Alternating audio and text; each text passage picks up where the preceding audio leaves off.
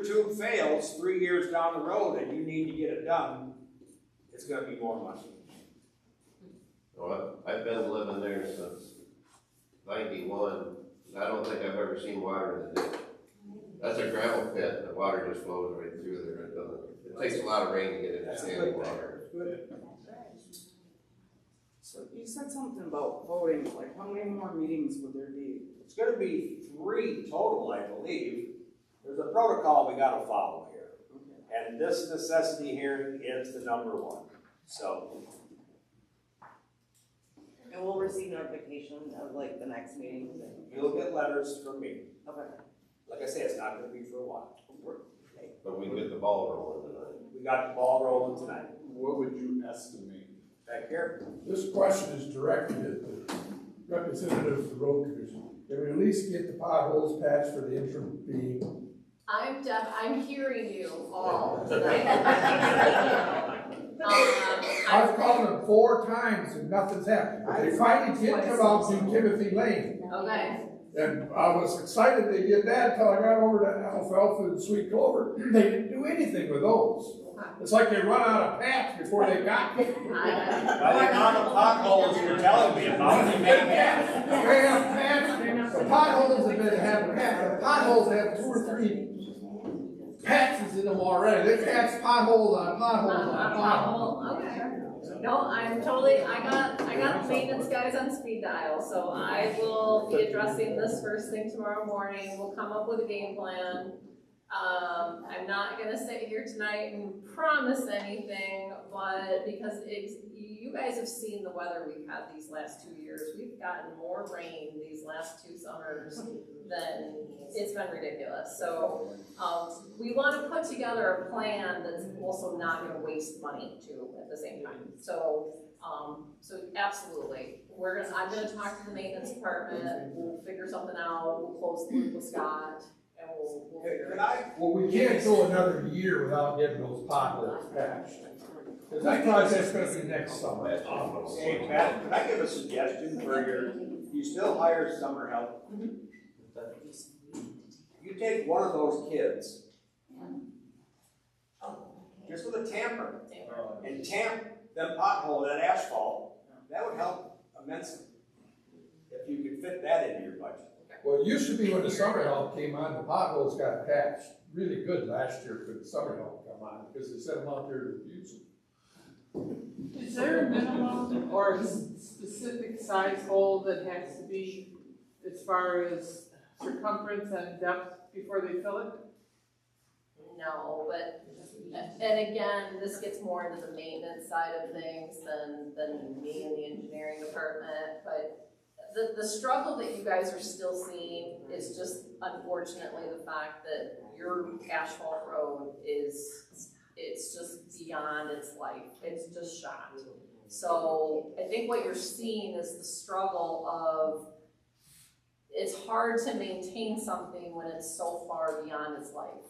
And it's kind of the whole thing of once you start patching pothole, where do you stop? You know, so I'm hearing you all tonight. Again, let me talk to the maintenance department. Let me see. Pat, how many subdivisions do you think that you have in this county that are about this shape? Quite a few. Oh, a lot. In fact, I shouldn't admit this, but we did just finish our road ratings for this year. We do it every odd year, so 2025. We just finished here just before July 4th. And there are multiple subdivisions that were rated a 1 on a scale of 1 to 10. It really is, and the reason you're seeing that is exactly just like your guys' subdivision. Subdivisions were so popular in the 60s and 70s and early 80s. And that's what you're seeing, is they were all built, and then the developers all left, and then here we are 40, 50 years later. Okay, 40 or 50 years later, they still got a road, so they were pretty good roads when they went in. Pretty good roads, and they were built, so yeah. Almost better off just making it back to gravel. Yeah. You know, just grind it down just until you guys can pave it. That is absolutely an option if you guys want to do a public hearing on changing the surface of a road. That is absolutely Well, a up until we possibility. can pave it, I mean, we don't find gravel, really, but it's almost be better What's nicer about that is you are able to grade it at that point, but If you have a road that you've done, and they recently did, of course, your Maple Grove, when they mill it and grade it, that's a million times better than the road that you have today.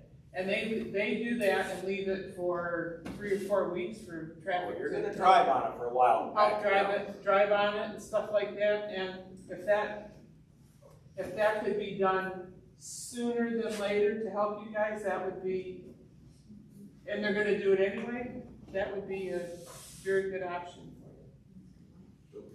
What would your estimated time frame be of this work actually getting done? Well, we would like to think with Lori Marie that this would be a 2026 project. So you're looking at the summer of 2026 if everything goes through. Is that hope, or is that something that you believe would be? We've started this process, so if you guys can agree of the scope of work that needs to be done, then this project will be in place next year. If all the T's get crossed and the I's get dotted, there's no reason this won't happen in 2026. I cannot think of a single reason why it wouldn't happen. We've already done 4 or 5 of them, so we kind of know the time frame from start to finish, and he's telling you the truth. Right spot. Take buddy. One thing I will say is, like, last year we were doing our subdivision that I live in, and we held 3 meetings, and I don't know how many parcels are in your guys's. I had 40 something, and we could not get enough people to keep showing up. We even went out and sent letters with a yes or no to just get an answer back to know if we could continue having these meetings, and we didn't even get enough of those. So you guys really got to do your part if you all want, which you guys sound a lot more positive about it than the people in my subdivision did. You got to like really get it out there. Her subdivision said no to the project, so they Otherwise did it not gets do it. dead in the water, and then, you know, you have to start all over again with petitions. And what were we at? We were were we right at 51, or do we know the percentage? Or are we looking pretty good as far as everyone that's saying? We have 37 houses in there, and I believe we had just over half signed the petition. So yeah, otherwise it just gets dead in the water, and then to ever start again, you gotta start at the beginning of petitions. So while it's being done, obviously some of us might not be able to get the driveway or driveways and stuff while it's being done. So how would that be? Would it be one road at a time? Obviously, When they come in to start working, yeah, they're gonna do it all at once. all at one time? Yeah. Okay. Once they come in there, they're gonna do the whole subdivision. They're gonna grind the whole thing, and then they'll come in and pave the whole thing. So they'll work with us about the pulling our driveways or something, or is that? There's never a time when you can't get in or out. You'll always be able to get in and out. Okay. Quick math for those of you that care, $500,000 divided by 37 houses divided by 15 years is gonna be about $900 extra for the quick math. And then they're gonna throw some other shit on there too. So. Yeah, I mean, Just I mean, I don't care, I'm still paying it anyways, right? I'm only gonna do it for 3 years, I'm selling, but it's gonna sell my house a lot faster. That's a year. Yeah, per year, yeah. I'm gonna tell you what a lot of people think when you go in and repair a road. I mean, put your special, let's say you agree to do this project and it's done, and you're in the process of paying that special assessment for the next 12 or 15 years, whatever is decided upon. A lot of people will say, well, great, we got a new road, so you're gonna jump our property taxes. A new road is not jumping your property taxes. You can say it is with the special assessment that gets paid every year, but your house has gone up in value with a good road. But when it comes time to sell your house with a good road, it makes a ton of difference on the value of that home as opposed to a road that's no good. But it does not raise your property taxes putting in a nice road. But it will put that special assessment on your property taxes for the time that it's getting paid off. One thing Scott didn't mention is, you know, we talk about this 12 to 15 year payout on your taxes. We allow you to pay it all up front if you want to, and you don't have to pay the interest all those 12 to 15 years. Yep, that's always an option. That's an option. And those numbers will be provided to you once we get far enough into this if we know we're doing it. We have that special assessment on our taxes. They sell my house 5 years down the road. Do I have to pay off the rest of that assessment when I sell my house, or does that? That's between them and the closing, isn't it? There's been Yeah. people that have paid it off, like, it's all in like an agreement, you make like the buyer. Okay. That special assessment can go with the new Yeah. owner of the home. Just depends on. That would be the thing. Just take a picture. Just take a picture of it where you come down here and they'll appreciate it. So everything that I've heard here tonight is the road needs to be ground and repaved. Obviously, you'd like some potholes filled in the interim. We're thinking as of right now, the ditches are working fine. There's probably not a lot of ditching to do.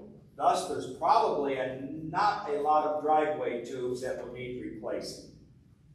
So unless anybody else has anything more to add, at least Beth has something to go on that she can start putting what's gonna happen is she's gonna put a price together that is the road commission's price. That price can change because it's gotta go out to bid.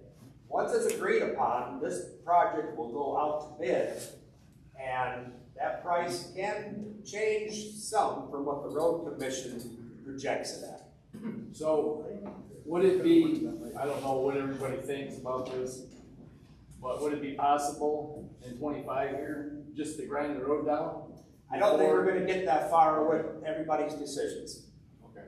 And it's a whole different scope of work to change the surface of a road, correct? Yeah, it would be a completely different set of public hearings. So if you follow this process here that you all started down, if you follow each of the check boxes in the state law, which is what the township's doing, we usually, in general, rule of thumb, we tell people it's about a 9-month process to work through every checkbox that the state of Michigan makes the township jump through. So that's the struggle, is it's not that we don't want this to be built in 2025, it's that it's just literally, as you're going through the process, it just unfortunately takes time at that point, so, yeah. Is there any other concerns before I close the public hearing?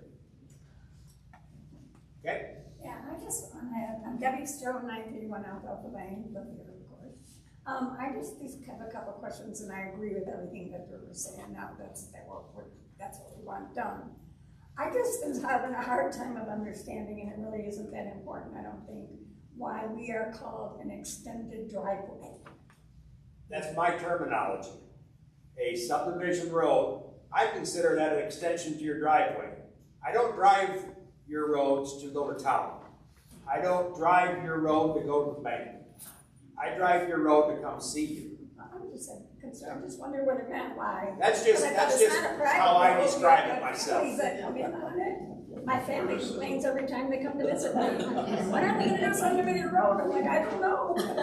We're trying. There's nothing official about the way I said that. That's just how I say it. I just didn't understand it, so I just thought, it's not a public, or it's not a private road, so I couldn't understand the driveway. See, as of right now in 2025, I mean, your road is a county-approved road. That's why the road commission will come in, plow snow, They do that. patch potholes, stuff like that. Right. Didn't you guys just pass something that any new subdivision has to be private? It cannot be a county-approved road? We no longer accept subdivision roads, so our board passed that policy, so.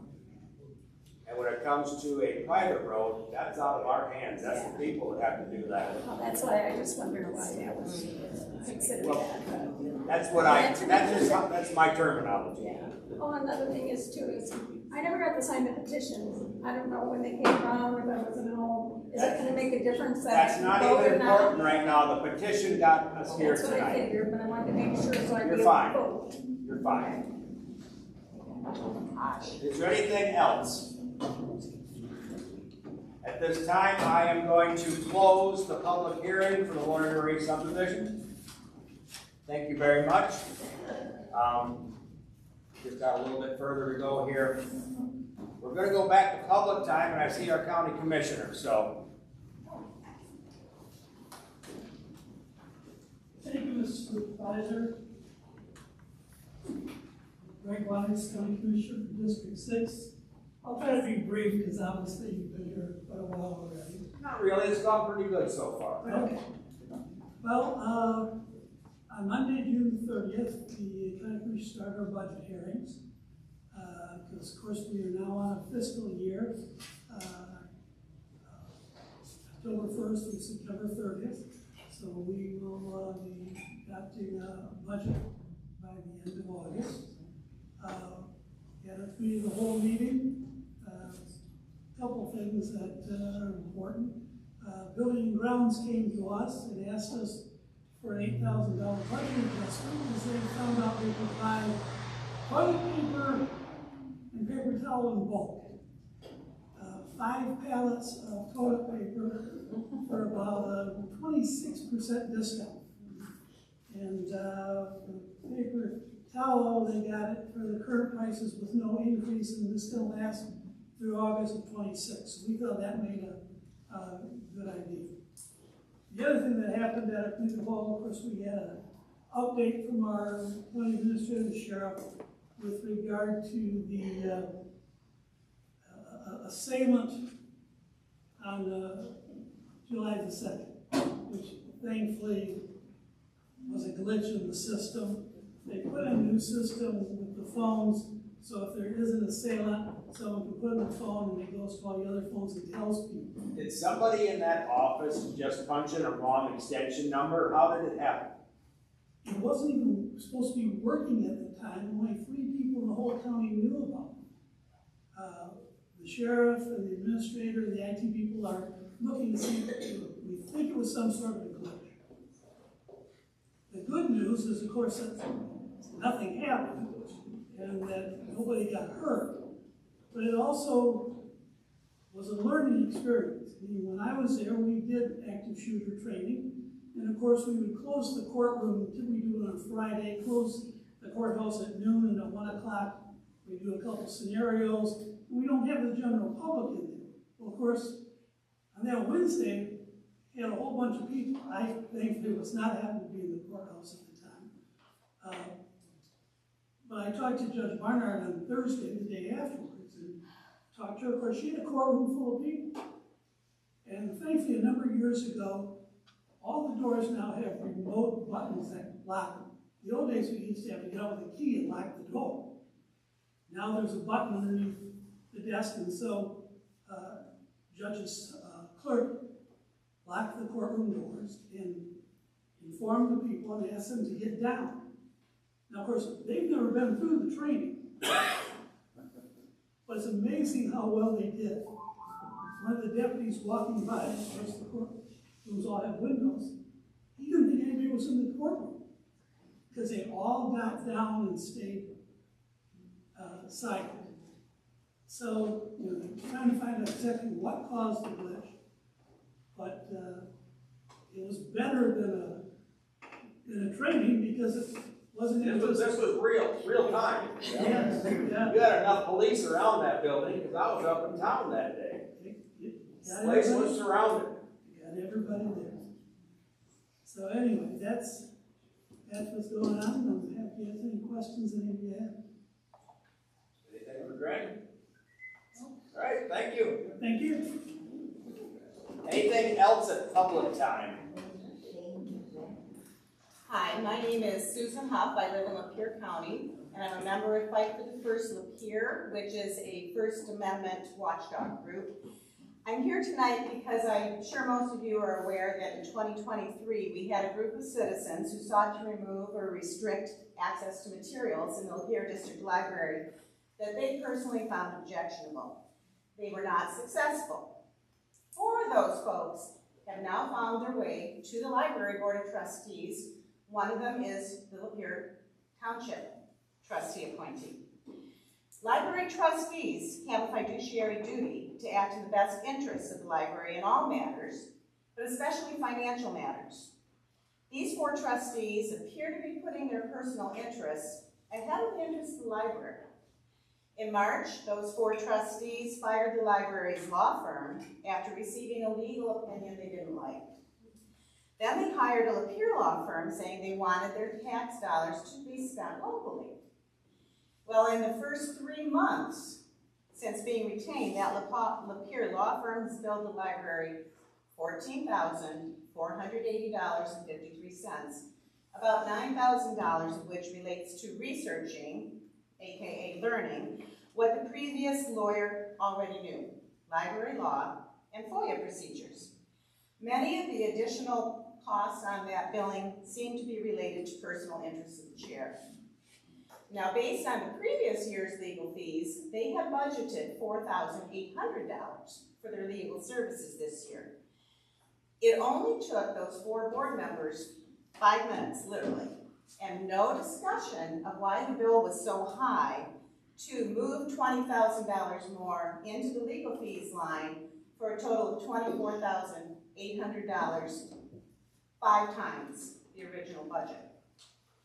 Then in June, the same 4 trustees who wanted to keep our tax dollars local when it was lawyers' money decided to send our tax dollars to the left coast when they blindly chose a California firm over 2 Michigan firms that also wanted to help with the search for a library director. But it's not clear why that happened, because the firm they chose had a proposal that was nothing more than a contract. It didn't tell anything about who they were, how they operate, how they were going to conduct the search. The vice chair who made that recommendation couldn't answer questions about Summit HR and couldn't even remember who he talked to at the firm.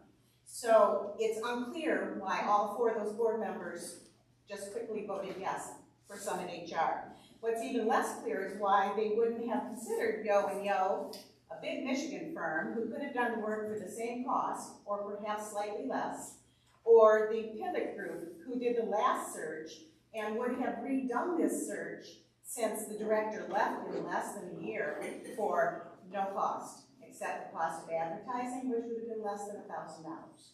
So they spent $6,500 plus advertising. I can tell from listening to the people around here, you're pretty fiscally aware. You like to know where your money is going, and so do we. It does look like some personal interests are being pursued with our tax dollars, which is certainly a breach of oath and a violation of their fiduciary duty.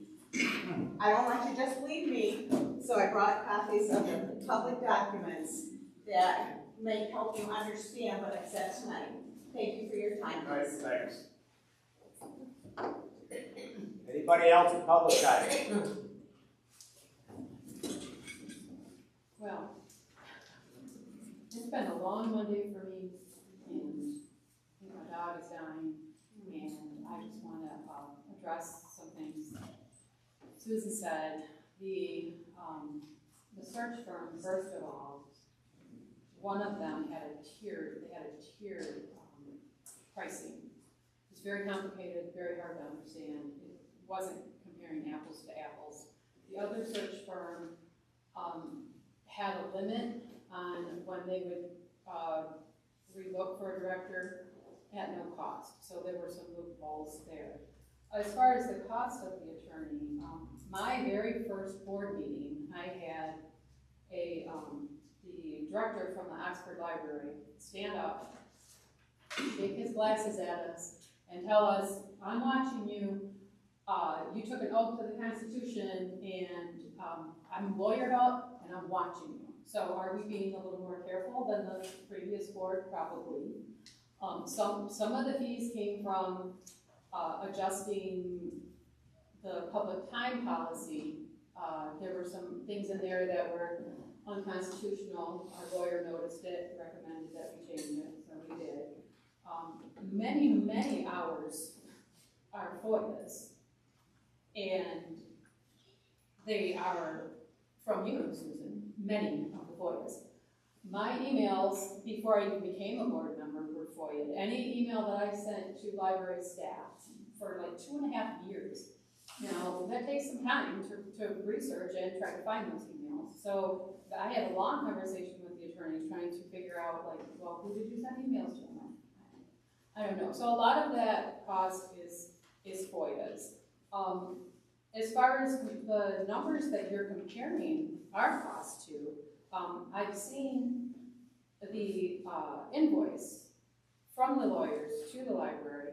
It's very detailed, but the numbers that you're using to compare it to from previous years, there's dates and numbers. I mean, I can't verify those numbers. I'm not sure how you're verifying the numbers. So if you want to compare the cost, like how much more it's costing, you should probably provide some background on where you're getting those numbers from.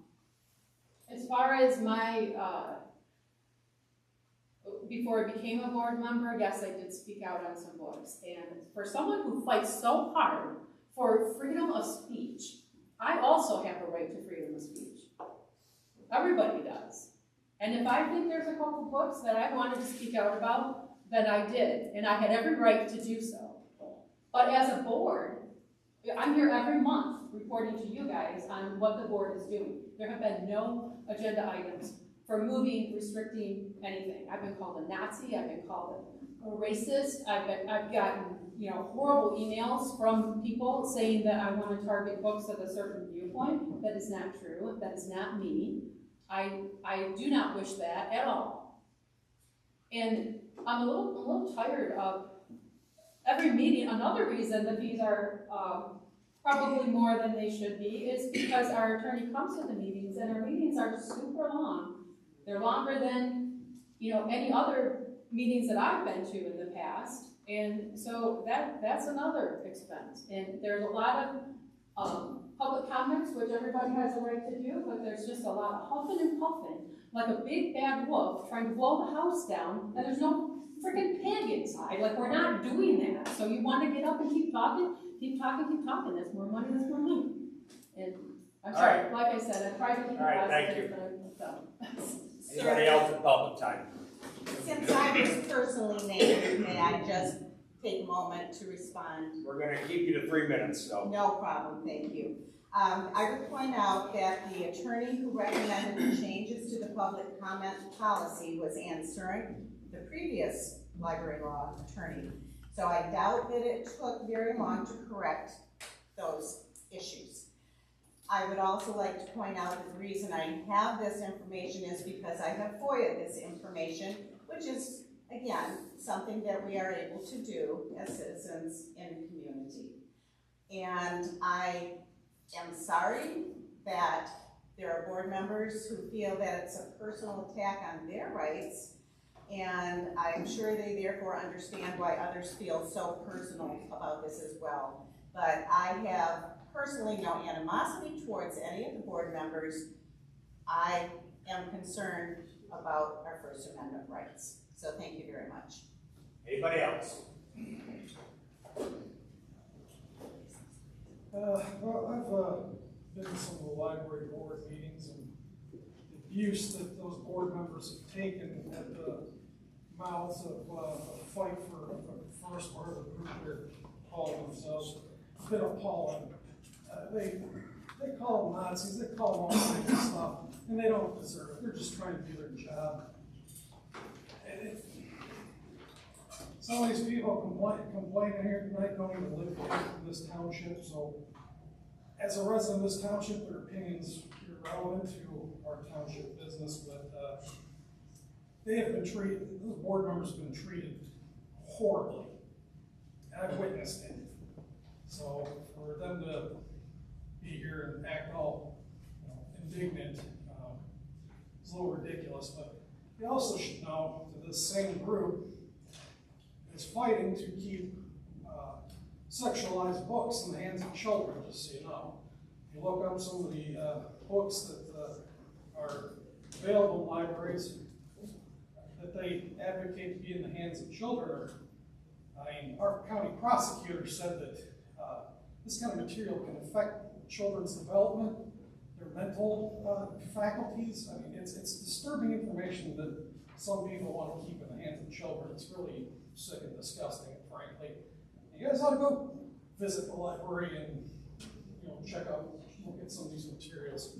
It's reprehensible. Thank you. Anybody else? I'll speak. Karen Bershako. I also live in the county. I live in Metamora. So I was actually one of the people who did some of those FOIAs that incurred some of these bills. And I can tell you one of them with one file on one person's computer that would take me 5 minutes to respond to and send, and that was hundreds of dollars from the lawyer. Because they were doing all this research and going through all this work because they don't have a director to handle it, and the lawyer wanted his hands in it. He wanted to oversee it. So it's not as simple as it's been presented by the board member here tonight. And okay, I have the meetings are online. They're on YouTube if you want to watch and see what sort of horrible accusations we do. They don't exist. People are very civilly expressing their views. So please look at the packets, look at the information, and judge for yourselves. Thank you. Anybody else? Hearing none, we will close public time. Reports. Bill, EMS, anything?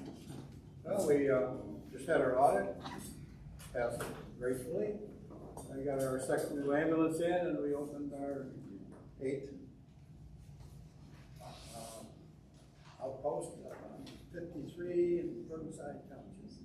So we have eight stations. With that building that Mayfield Township just built, that's just replacing, because they were across the road of that ice cream parlor. Yeah, it's a. So you didn't gain a pace, you just moved it. Just moved it, right. And we are now running 100% of all the calls. Because everybody in here is paying for it. All right, thanks, Bill. No, planning commission. Planning commission, I wasn't at the last meeting. I was on a motorcycle trip down to, actually, I went through Kerr County where the big floods are. Oh. A week before the floods. Oh, good. And the rivers were just a little turbulent. A week later, we saw what happened. So I was at the meeting, but I understand that they approved a maintenance barn for the Hinesville Pier trailer parker highlights motorhome park out here on 21 by Water Road. And anything else that was it. All right. Next board meeting is August the 11th at 8 a.m., not 7 a.m. 8:30? 8:30 a.m. 8:30 a.m. We have one tomorrow night?